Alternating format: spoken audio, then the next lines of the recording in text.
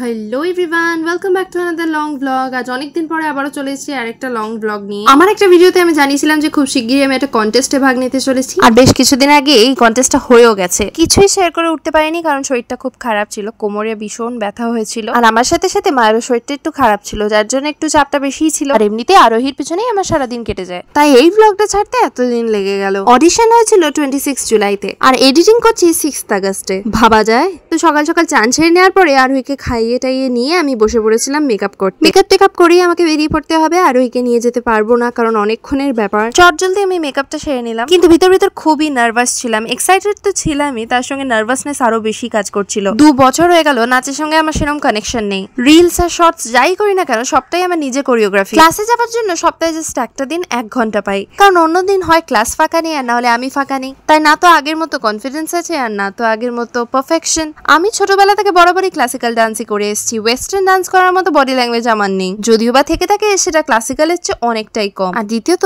আমি personally western একদমই পছন্দ করি না, তাই চুজ করেছিলাম একটা ফোক ডান্স। গানটার নাম লেগেছে মাতন। তো এখানে আমি পুরোপুরি রেডি হয়ে গেছিলাম, শুধু চুলটা বাঁধা হয়নি। চুলটা ক্লাসে গিয়ে কোনো গার্জেনের থেকে বাঁধিয়ে নেবো বলেই ঠিক করেছিলাম, কারণ টাইমও ছিল না। জাজেস এন্ড অল চলেও এসেছিল।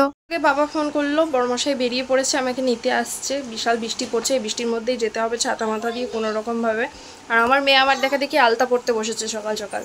এই দেখো কেমন আলতা পড়ছে, দেখো দেখা দেখি। তারপর সোনাকে টাটা করে দিয়ে আমরা বেরিয়ে পড়লাম। ক্লাসে পৌঁছেও আমি এতটাই নার্ভাস ছিলাম যে বারবার আমাকে প্র্যাকটিস করতে হচ্ছিল। আর দেখো আমি সবার লাস্টে পৌঁছে গেলাম, আমার সামনে কত লম্বা লাইন। এই লাইনটা ছিল ফর্ম কালেক্ট করার জন্য। আমরা একটা ফর্ম কালেক্ট করে ওখানেই ফিল করি, তখনই আবার সাবমিট করে দিলাম। ওদের ওখান থেকে আলাদা করে ক্যামেরাম্যানও এসেছিল যে সবকিছু ক্যাপচার করছিল।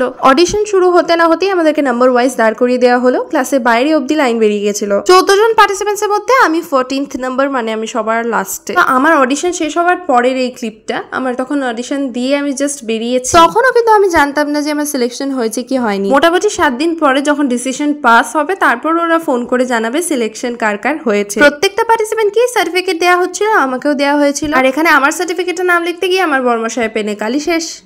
অডিশন হয়ে গেছে, জানি না সিলেকশন হয়েছে কিনা, জানি না, আর এখনো কিছু জানাইনি।